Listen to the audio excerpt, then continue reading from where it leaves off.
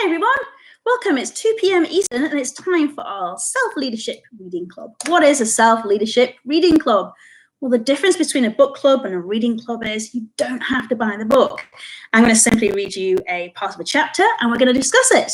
And if you're live online, you can absolutely go ahead and comment. And if you're watching the replay, you can comment straight afterwards as well. And if you want to have a conversation with me, you can email me, ella@ellabates.com. So who am I and why am I doing this? I've been teaching leadership for 22 years now. One of the biggest things I've recognized is you cannot walk your talk until you've developed that self-leadership critical skill. So here we go. So what are we reading? We are reading Jack Canfield's The Success Principles. And today we're on principle 6. And I just want to warn you that that my kids are very inward today and very much inside. Usually they're on the trampoline playing while I do this.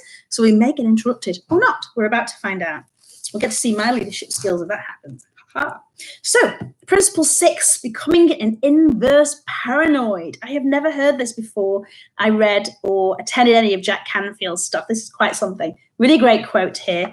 I've always been the opposite of a paranoid. I operate as if everyone is part of a plot to enhance my well-being. Isn't that something, huh? By Stan Dale, who was the founder of the Human Awareness Institute and the author of Fantasies Can Set You Free. Pretty cool, right? My earliest mentor, this is from Jack Canfield, W. Clement Stone, was once described as an inverse paranoid. Instead of believing the world was plotting to do him harm, he chose to believe that the world was plotting to do him good. Instead of seeing every difficult or challenging event as a negative, he saw it for what it could be, something that was meant to enrich him, empower him, or advance his causes. What an incredibly positive belief system that guy has. Imagine how much easier it would be to succeed in your life if you were constantly expecting the world to support you and bring you opportunity. And successful people do just that. In fact, there's a growing research that the vibrations of positive expectation that successful people give off actually attract them to the very experiences they believe they're going to get. Have you noticed that? When you're in like really doom and gloom mood, you attract other people who are doom and gloom kind of people, or they're in that mood too, and you kind of commiserate together. But then when you are lifted and you're feeling really charged and highly positive people are attracted to you. It's called the law of attraction. It's quite something. Let's see here. Suddenly, obstacles and negatives are seen not as just another example of, oh, the world hates me, but as opportunities to grow and to change and succeed. So if your car suddenly breaks down the road, instead of imagining a serial killer pulling you over to take advantage of you and get rid of you, think of the possibility that the person who stops to help you could be the one who you marry. If your company downsizes you out of a job, suddenly the chances are good that you'll find your dream job with more opportunity of better pay. Think about it. Was there a time in your life where something really terrible happened at the time you couldn't see it, but then it turned out to be the best blessing ever? I want you to think about that. Please put it in the comments if you think about one, and I'll share mine with you in just a few moments. Napoleon Hill says, every negative event contains within it the seed of an equal or greater benefit. So true. Jack Canfield says that I'm sure that you can think back to several times in your life when you thought about what happened was the end of the world, a total tragedy. You flunked a class, you lost your job, you got divorced, you experienced the death of somebody, had a catastrophic injury or something happened to your house. But later you realize it was a blessing in disguise. The trick is to realize that whatever you're going through now is going to turn out better in the future as well. So true. So true. Mm-hmm.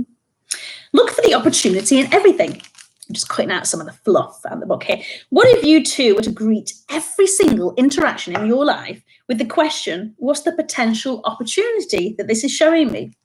The super successful approach, every experience is an opportunity. They enter every conversation with the idea that something good is going to come from it. And they know that what they seek and expect, they will find.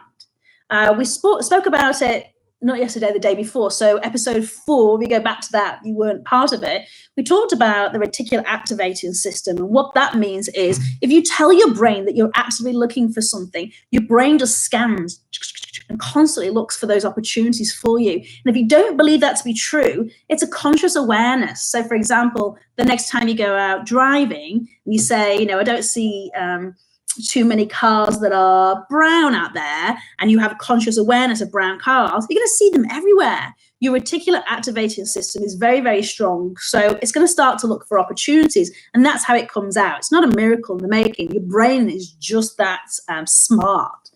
Very clever, right? If you take the approach, the good is not an accident, that everyone and everything that shows up in your life is there for a reason, and that the universe is moving you forward towards your ultimate destiny for learning, growth, achievement. You begin to see every event, no matter how difficult or challenging, as a chance for enrichment and advancement in your life. Now, I really like this, and this particular exercise I'm going to read out to you in just a second is something that I've done before, and it really works really great for me. Make a small sign or poster with the words, what's the opportunity in this? So I ask myself the question, what is going to happen good as a result of this? That's what I ask myself the question when anything like this happens, which is what I'm doing right now. We are on the 1st of April, 2020. No, it's not an April Fool's joke. It is during COVID-19.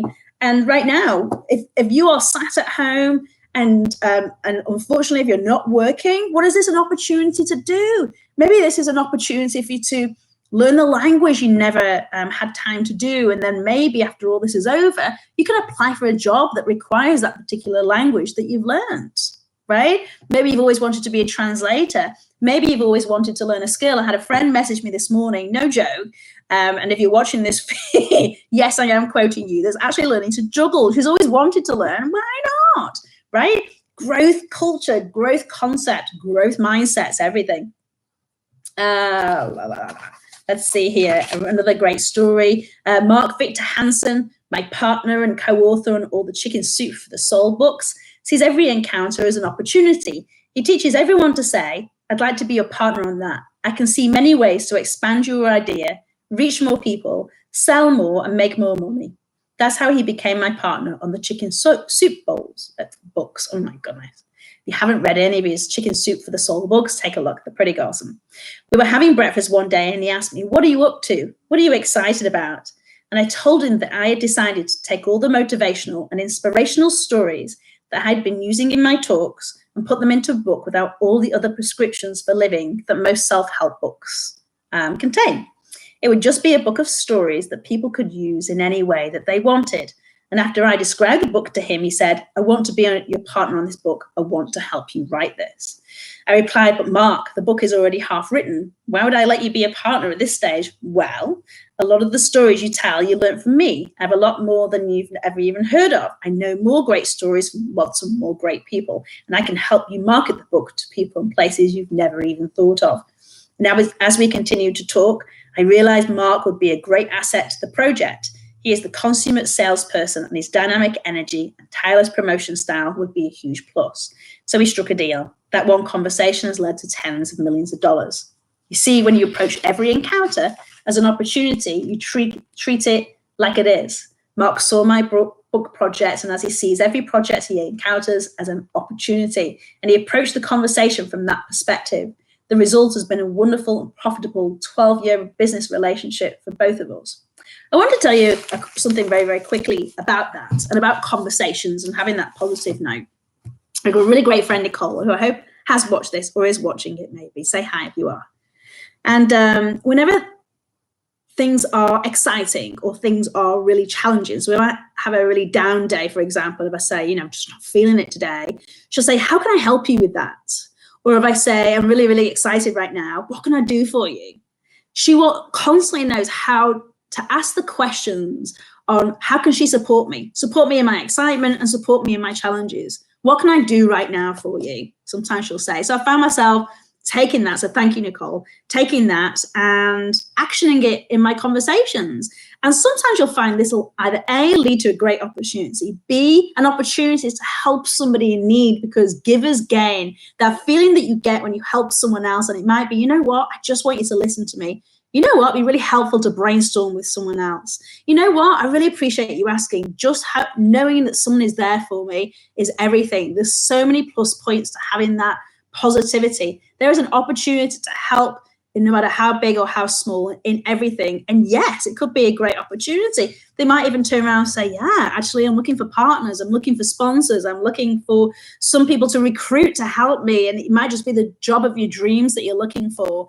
If you come at everything with a positive question on how you can help someone and give them value, then wonderful, wonderful things happen. It's really, really true.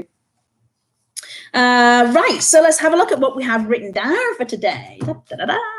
I love this part. Let's get having some conversations. Who's online with us live? Say a quick hello. You have to be logged in to say hello. Say a quick hello. Let's see who's online. I'm here. My kids are in the background right now. I've already taught 2 classes. I have another one this afternoon.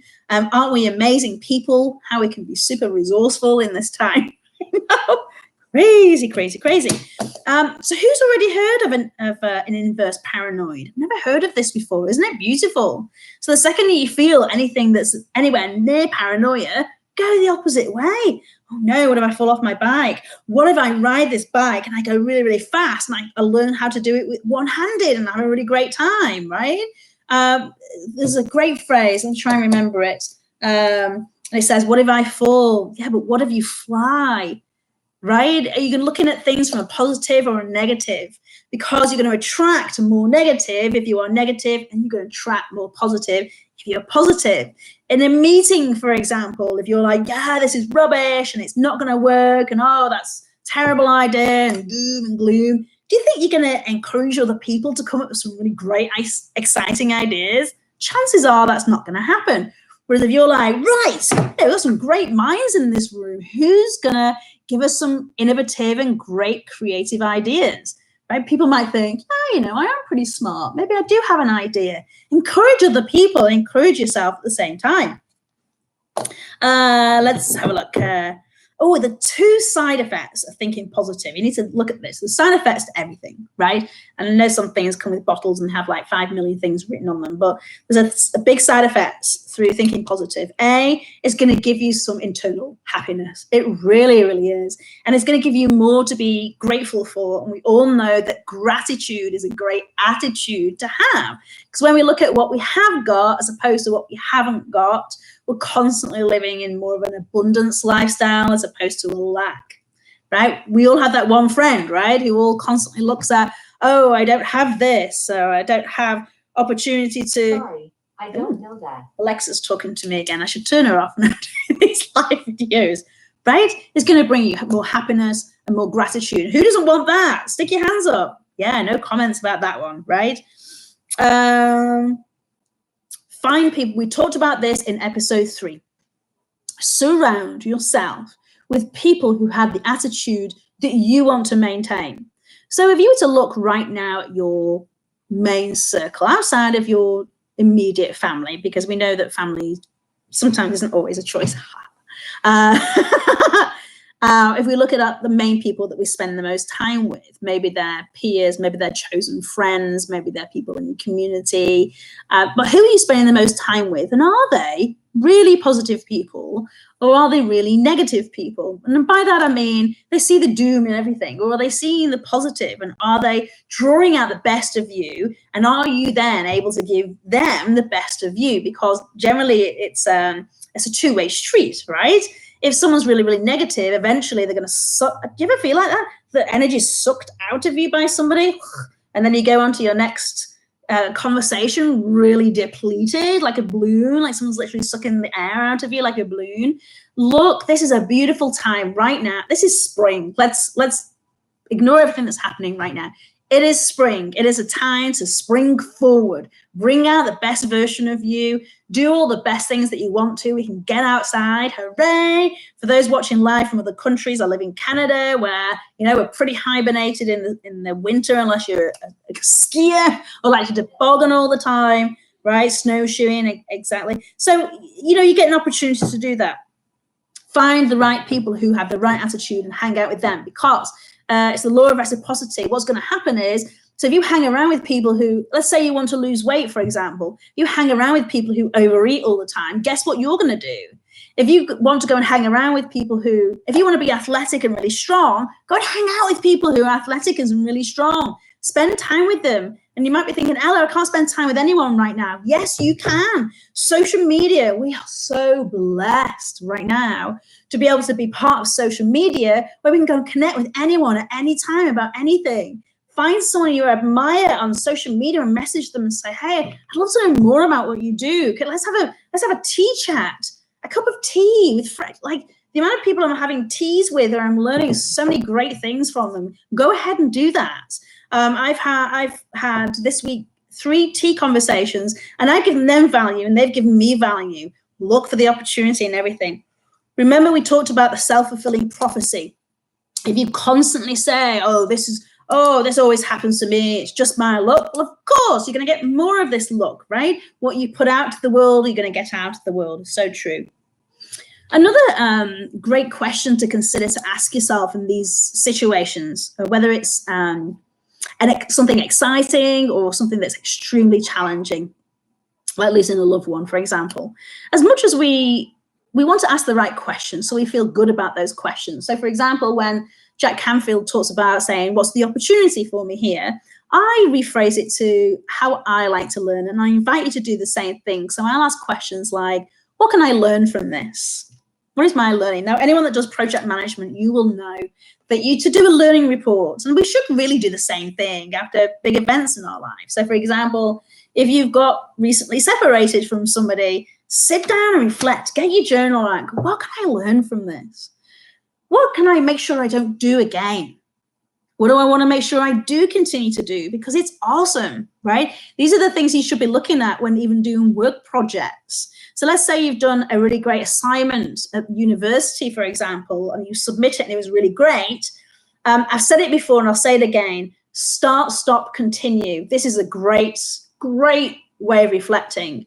What do I need to start doing that I'm not already doing? What is going to give me more value? You can hear the kids, right? What's going to give me more value? What do I need to stop doing? What is stopping me from being the greatest version of me or achieving the highest version of success for myself? And then the other one here is, what do I need to keep doing because it's awesome, right? So for example, even on this video, I need to know what I need to stop doing, to start doing, and continue doing to give you value. And I do that by checking in with people who I know have watched it. And I'm constantly asking for feedback. But you can ask yourself those questions because we know our own answers. We know what we've done wrong. We know what we've done right more often than not. And we know what we need to stop doing, right? Yeah, so true. Wayne Dyer said, great quote that I wrote down from this morning. Wayne Dyer said, I'm realistic. I expect miracles. I'm realistic. I expect miracles. I like that phrase, but be careful how you phrase it to yourself because we are, generally when we say that we have a lot of pressure on ourselves to perform, it's because we are putting that pressure on ourselves. No one else is. Right now, for example, there is webinars galore and books galore and articles galore. Sorry, just checking out my kids here in the background. About how to be more productive in this time of COVID. Well, actually, it's okay to not be as productive. We can be really efficient, right? So whereas maybe before you were in an office and you were constantly like that cat meme, like type, and maybe now you have more of an opportunity to get out of your house into the fresh air. So that 20 minutes you would have learned in the office, learning something on LinkedIn Learning, say, for example, you can put the headphones on, find an audio of that learning and go for a stroll, right? There's opportunities right now. Can you find them? Be more efficient with your time. It's not about being more productive. And there's a whole other workshop on that. And probably another principle on that too. Be confident that everything leads to a positive outcome. Learning is everything. How you do one thing is how you do everything. If you're negative in one area, you're generally going to be negative in all the areas. I invite you today, 1st of April, 2020, I'm inviting you to, every time you hear yourself say, oh, that always happens to me, or well, that's not a surprise, is it? Or anything as negative as that, rewind yourself and say, hang on, let me just catch myself. That wasn't cool, but what learning can we take from it? All right, I'm not going to run with scissors again because I'll cut myself. I'm not going to jump on the trampoline because I might, I don't know, pee your pants. Whatever it is. What learning experience could there possibly be? Guys, we're 19 minutes in. I thank you for your interaction, both on text and on the comments here. I invite you to join us next episode. Take a look down here, click on subscribe. If you would like to subscribe to the email reminders, it's here in the description. Please share this with anyone who you think would be really, really grateful for receiving this value today. Oh, you're very, very welcome. Someone just says, thank you for giving and sharing. My absolute pleasure. I love it. And I appreciate you joining us. And I hope to see you tomorrow at 2 p.m. Eastern. Take care, guys.